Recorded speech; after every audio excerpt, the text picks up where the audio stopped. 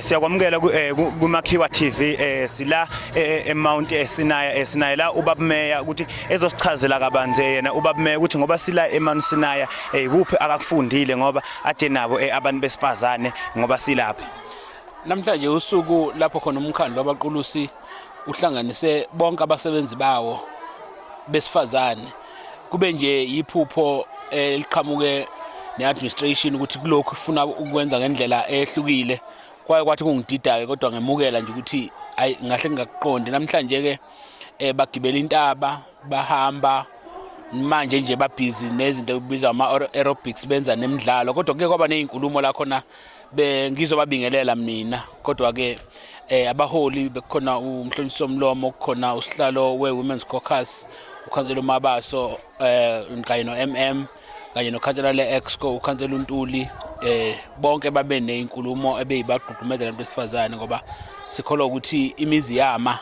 noma ife uma kuphila noma kufe abantu besifazane ngakho ke siyafisa kakhulu ukuthi njalo sibagqugqumezele ukuba bayithande ukuba bathandane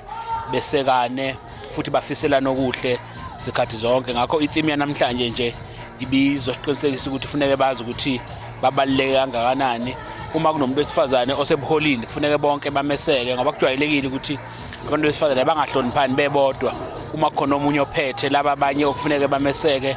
bangameseki ngoba bese bejwayele ukuthi abantu ababaseyikhundleni zokuphatha kuba amadoda ngakho ke sifuna ukushintsha leyo mindset. Baba Meya okunye la siyezwa usemlandweni ngendlela futhi ade uchaza ngayo ukuthi kuteteza go umeya wokuqala ukuthi uqashe uMM womuntu wesifazane ebaqulusini siyabona yini imicimbi yabantu besifazane iqhubeka siyabona yini abantu besifazane emsebenzini khona la ebaqulusini bethuthwa kugcina ku 50-50 nabantu besilisa. Angifisi kube 50-50 ngikholwa ukuthi abantu besifazane kufuneka babe baningi ngoba abantu besifazane eSouth Africa baningi ngakho kufuneka kunoma yiphi iworkplace abantu besifazane babe baningi kodwa futhi uma uke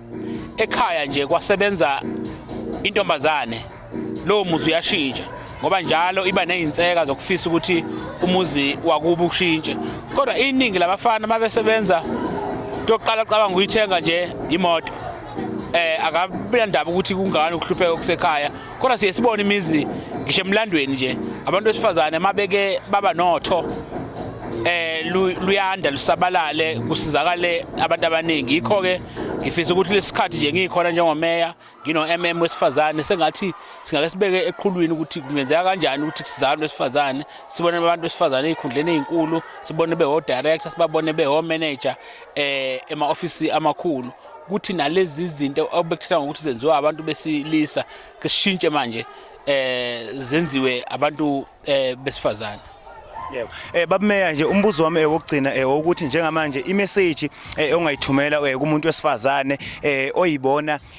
ehlamuka yena njengomuntu wesifazane ukuthi usehlulekile ayikho into akangayiapprove empilweni yakhe ukuthi njengamanje akavuke ezicoshe uthini nje umlayezo ongawuthumela kubantu besifazane. Amathuba avulekile kuhulumeni avulekile emasipala abantu besifazane abayithuthukise bangabi ne-mindset ethize abanye babo bayothola umshado uma sebeshadile babe zinsika emzini yabo bayiphathe kahle bahlonipha abayeni babo bakhulise kahle izingane kodwa nalabo abangabuswanga ngomshado impilo ayikho ngomshado umuntu wesifazane njengamanje angakwazi ukufunda abe into engcono kabi angafisa ukuba yiyo ngaphandle kokuba eyame endodeni noma afisa ukuthi abe semshadweni akubona bonke abantu besifazane abayoba semshadweni uNkulunkulu ubanike izibusiso ngokwehlukana. Kuba isandla esiphawu sibusisiwe kunesicelayo siyabonga Baba Meya. Sibonga kakhulu umsakazini ababukeli bakho.